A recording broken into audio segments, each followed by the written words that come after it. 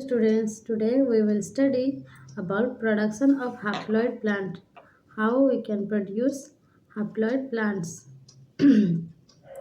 What do you mean by haploid plants and characteristics of haploid plants? We will discuss in this video. Haploid plants are characterized by possessing only a single set of chromosomes. That means gametophytic number of chromosome, that means N, and the sporophyte. This is in contrast to diploids which contain two sets of chromosomes. Haploid plants are of great significance for the production of homozygous lines and for the improvement of plants in plant breeding programs. Now, let's know about the grouping of haploids. Haploids may be divided into two main broad categories. First is monoploidy and second is polyploidy or polyploids. Monoploids, let's know about monoploidy or monoploids or we can say monohaploids. These are the haploids that possess half the number of chromosomes from a diploid species. Example, barley or maize. Now let's know about the polyploidy or polyhaploids. The haploids possessing half the number of chromosomes from a polyploid species are regarded as polyhaploids. Example, wheat and potato. It may be noted that when the term haploid is generally used, it applies to any plant originating from a saprophyte, that means 2n, and containing half the number, means n, of chromosomes. Now let's know about the in vivo and in vitro approaches. The importance of haploids in the field of plant breeding and genetics was realized long ago.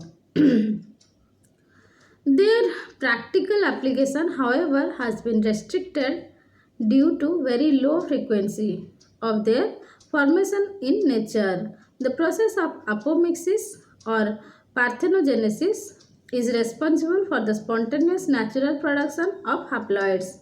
Many attempts were made both by in vivo and in vitro methods to develop haploids. The success was much higher by in vitro techniques. Let's know about the in vivo techniques for haploid production. There are several methods to induce haploid production in vivo. Let's know about the types. First is androgenesis. Development of an egg cell containing male nucleus to a haploid is referred to as androgenesis. For a successful in vivo androgenesis, the egg nucleus has to be inactivated or eliminated before fertilization. Now let's know about the gynogenesis. What do we mean by gynogenesis? That means an unfertilized egg can be manipulated by delayed pollination to develop into a haploid plant. Now let's know about next hybridization is distant hybridization. Next point is distant hybridization. Third, hybrids can be produced by eliminating one of the parental genome as a result of distant hybridization. That means interspecific or intergeneric crosses. Fourth point is irradiation effects. Ultraviolet rays or X-rays may be used to induce chromosomal breakage and their subsequent elimination to produce haploids. Next point is chemical treatment. Certain chemicals like example chloramphenicol, colchicine, nitrous oxide, maleic hydrazide can induce chromosomal elimination in somatic cells which may result in haploids. Now let's know about the in vitro techniques for haploid production. There are two techniques. One is androgenesis and another is gynogenesis. In androgenesis, haploid production occurs through anther or pollen culture, and they are referred to as androgenic haploids. Androgenic haploids. Next point, second point is gynogenesis. Gynogenesis means ovary or ovule culture that results in the production of haploids. Okay, now we will discuss in brief about androgenesis. What do you mean by androgenesis? What happens in androgenesis? In androgenesis, the male gametophyte produces haploid plant. The basic principle is to stop the development of pollen cells into a gamete, that means sex cell, and force it to develop into a haploid plant. There are two approaches in androgenesis. One is anther culture, second is pollen culture.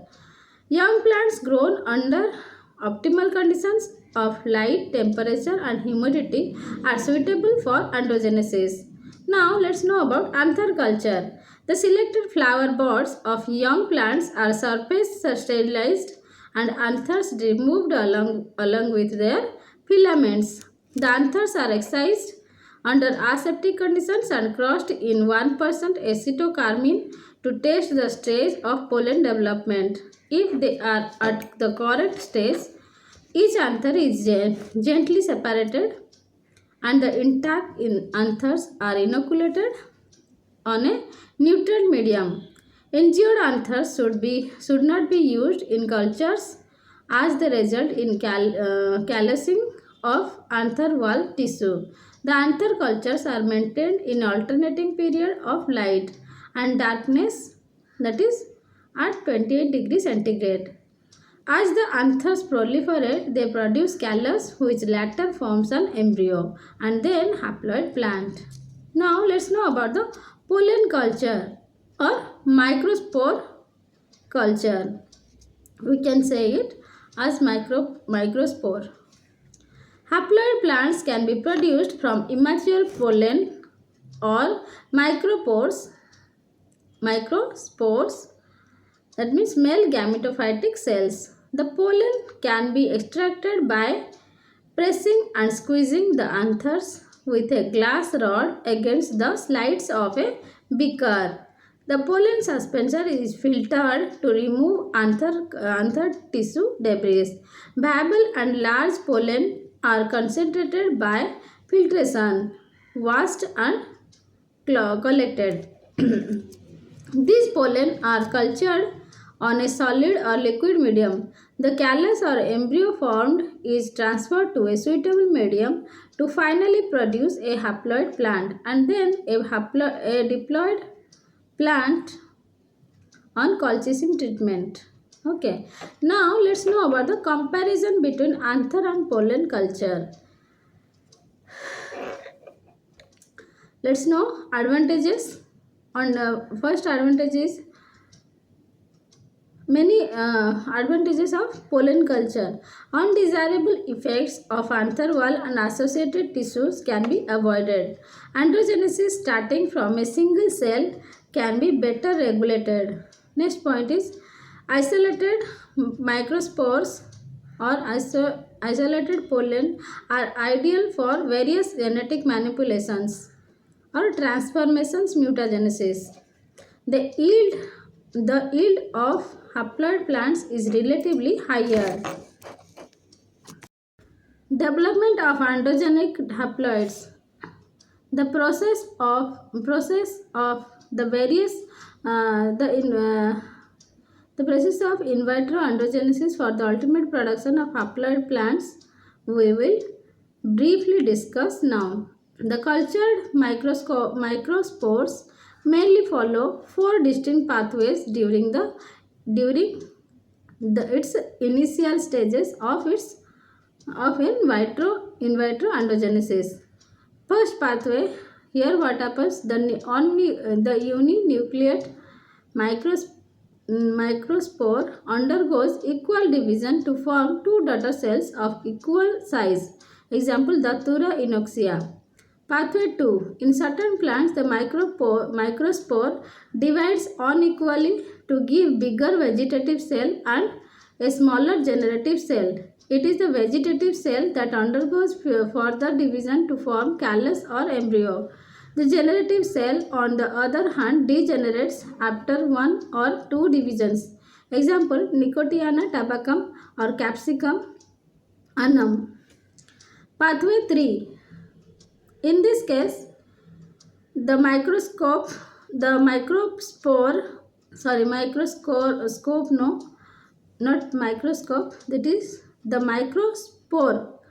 undergoes unequal division.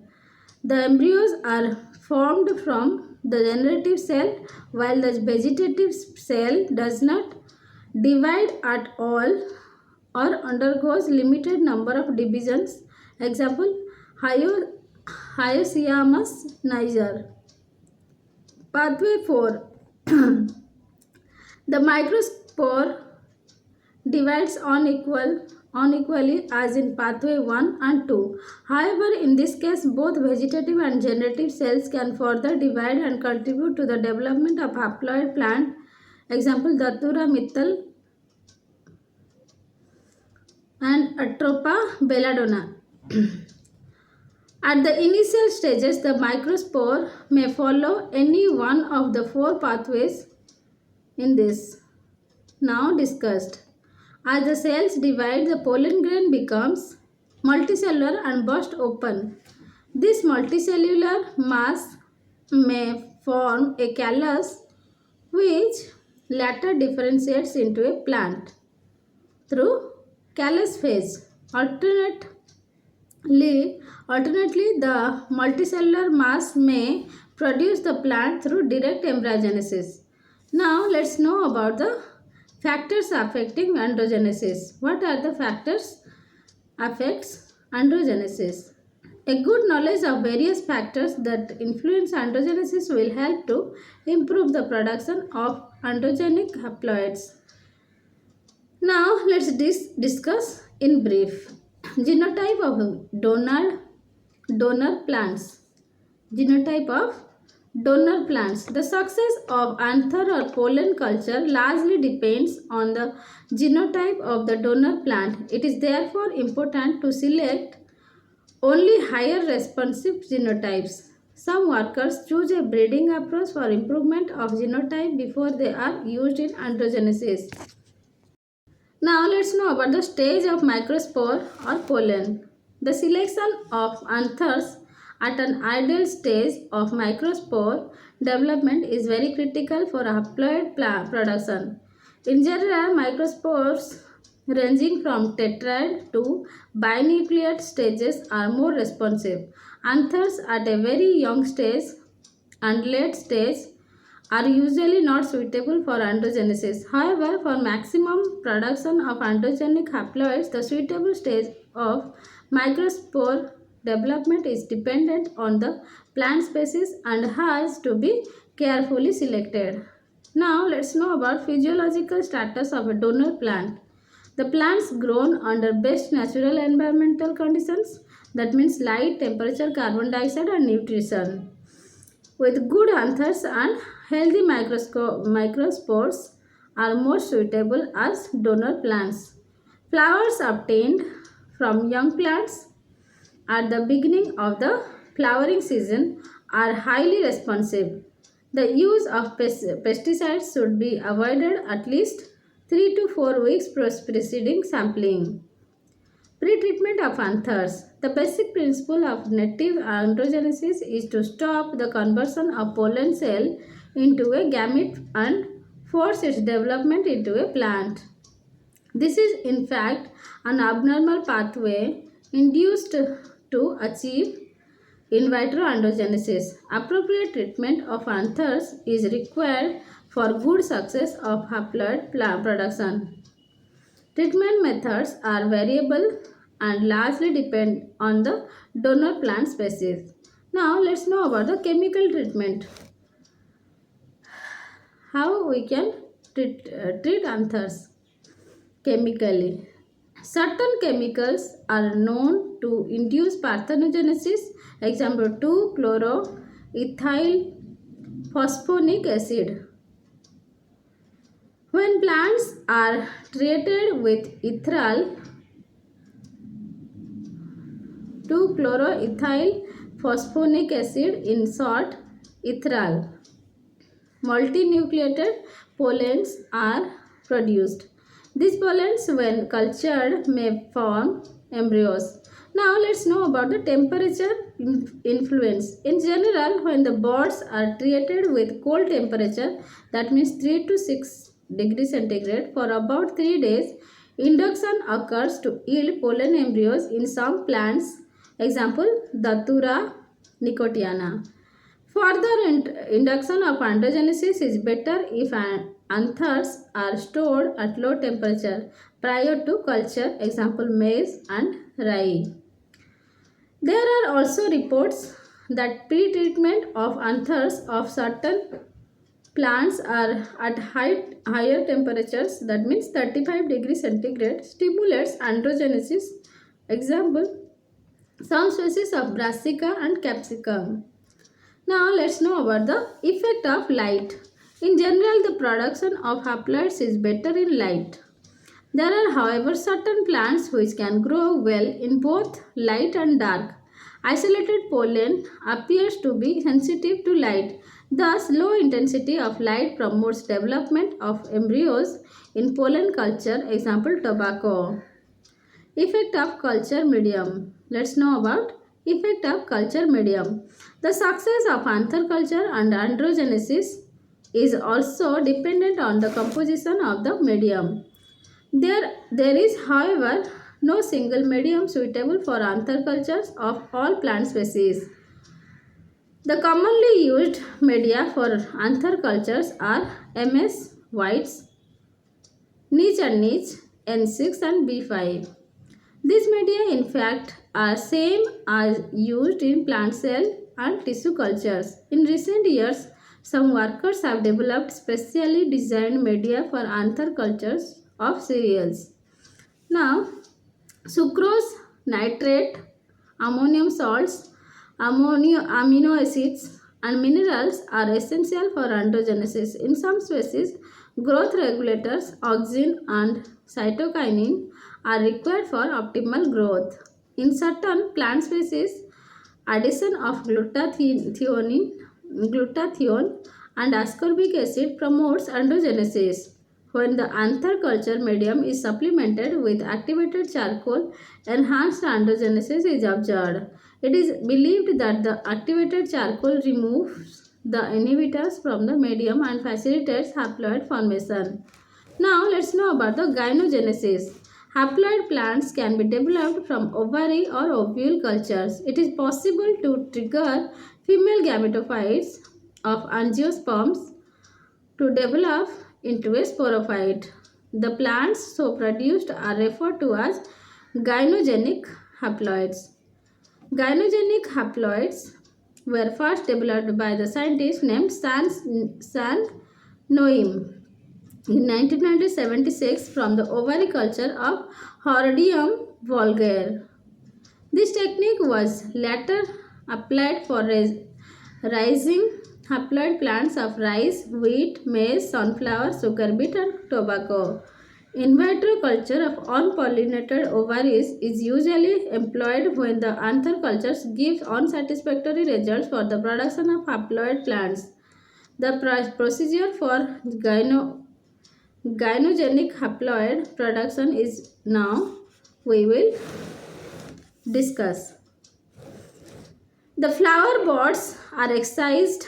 The flower buds are excised from in 24 to 48 hours prior to anthesis from unpollinated ovaries. After removal of calyx, corolla and stamens, the ovaries are subjected to surface sterilization. The ovary with a cut end at the distal part of pedicel is inserted in the solid culture medium. Whenever a liquid medium is used, the ovaries are placed on a filter paper or allowed to float over the medium with pedicel inserted through filter paper. The commonly used media are MS, whites, N6 needs supplemented growth factors. Production of gynogenic haploid is particularly useful in plants with male sterile genotype.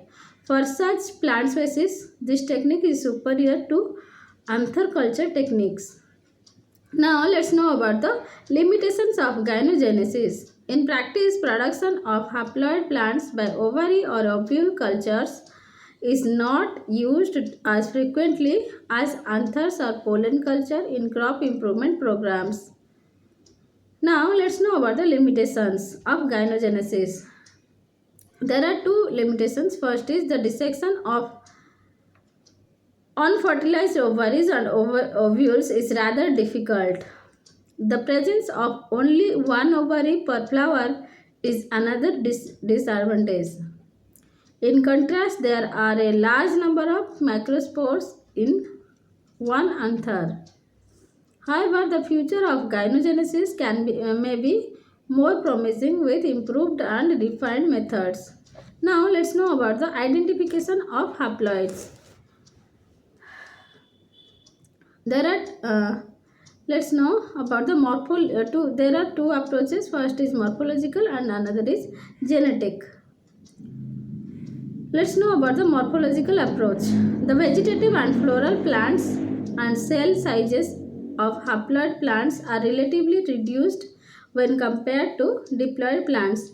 By this way, haploids can be detected in a population of diploid morphological approach.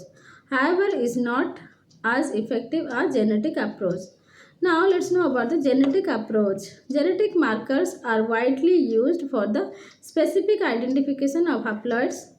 Several markers are in use. A1 marker, small a1 markers for brown colored aleuron, capital A marker for purple color, LG marker for lingual-less character. These three markers have been used for the development of haploid in maize. It may be noted that the detection of androgenic haploids, the dominant gene marker should be present in the female plant. Now let's know about the diploidization of haploid plants. Production of homozygous plants. Haploid plants are obtained either by androgenesis or gynogenesis. These plants may grow up to flowering stage, but viable gametes cannot be formed due to lack of one set of homologous chromosomes. Consequently, there is no seed formation. Haploids can be diploidized, that means by duplication of chromosomes to produce homozygous plants. There are two approaches for diploidization: colchicine treatment and endomitosis. Now let's know about colchicine treatment. Colchicine is very widely used for diploidization of homologous chromosomes. It acts as an inhibitor of spindle formation during mitosis and induces chromosome duplication. There are many ways of colchicine treatment to achieve diploidization for production of homozygous plants. When the plants are mature, colchicine in the form of a paste is applied to the axil of leaves. Now the main axis is decapitated. This stimulates the axillary bud to grow into diploid and fertile branches. The young plantlets are directly treated with colchicine solution, washed thoroughly and replanted. This results in homozygous plants. The auxiliary buds can be repeatedly treated with colchicine cotton wool for about 2 to 3 weeks. Now endomitosis. Let's know about the endomitosis. Endomitosis is the phenomenon of doubling the number of chromosomes without division of the nucleus. The haploid cells in general are unstable in culture with a tendency to undergo endomitosis. This property of haploid cells is exploited for diploidization to produce homozygous plants. The procedure involves growing a small segment of haploid plant stem in a suitable medium supplemented with growth regulators, that means auxin and cytokinin. This induces callus formation followed by differentiation. During the growth of callus, chromosomal doubling occurs by endomitosis. This results in the production of haploid homozygous cells and ultimately plants. Now let's know about the application of haploids. In vitro production of haploids is of great significance in plant breeding programs. Let's know about some points. First point is development of homozygous lines.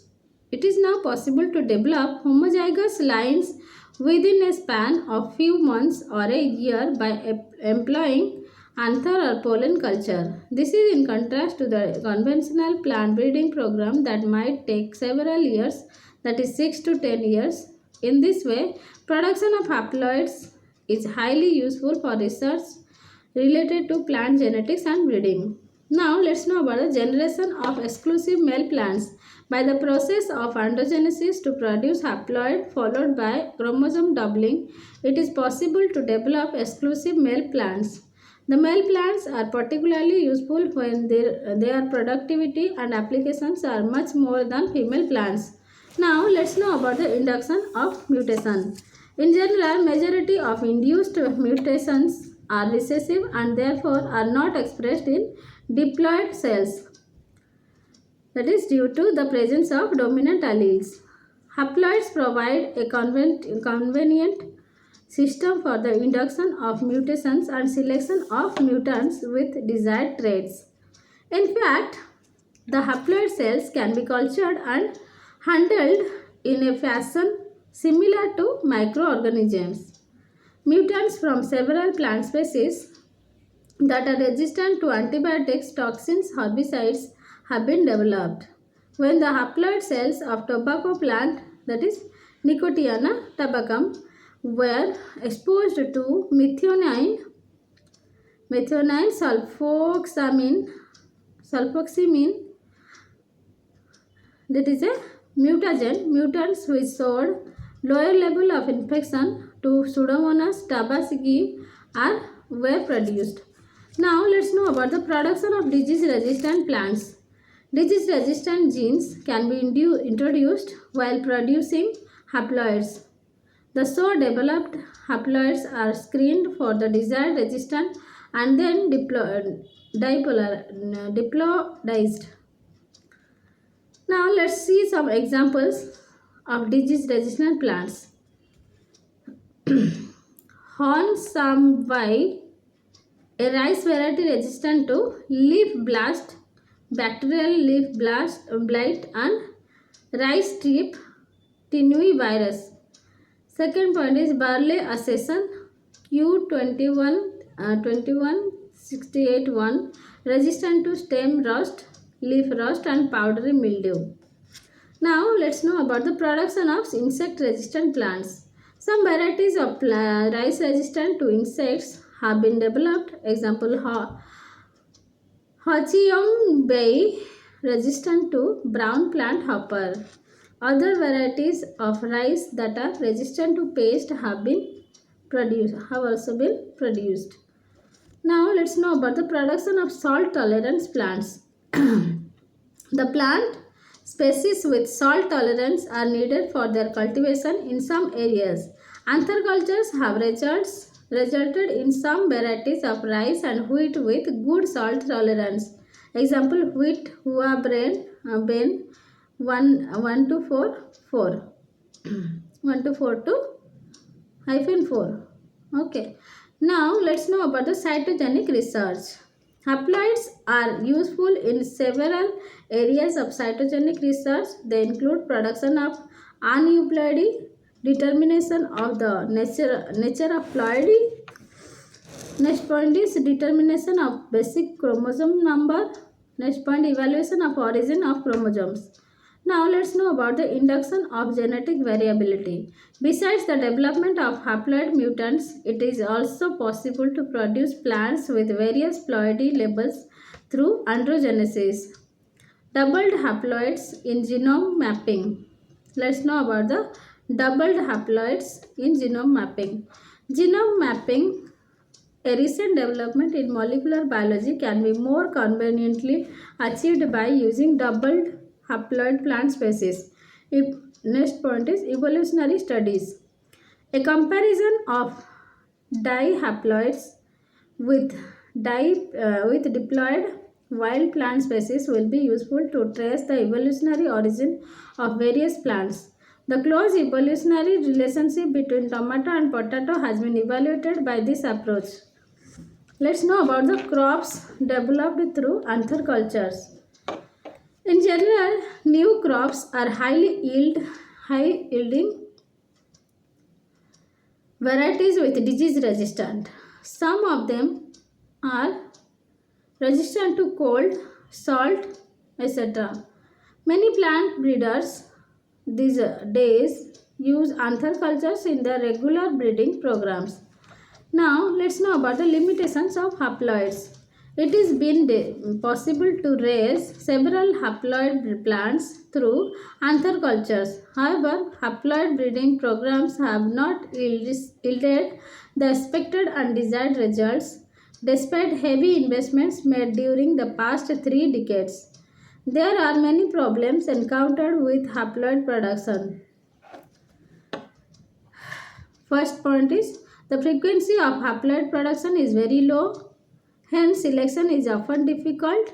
The operation of tissue culture is developed haploids require high level expertise and management.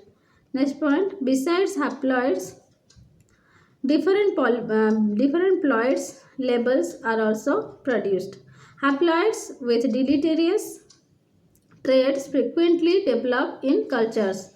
Next point is the callus derived from anther culture is usually detrimental to haploid production. Next point, isolation of diploid from cultures is often difficult since polyploidy outgrow haploids. Employees derived from haploids often get aborted. Haploid production is associated with high incidence of albino plants, that means colorless plants. The doubling of haploids diploidization may not always lead to the formation of homozygous plant. Last point is 10th point. The in vitro haploid production is not economically viable due to very low success rate. Thank you. Finally completed.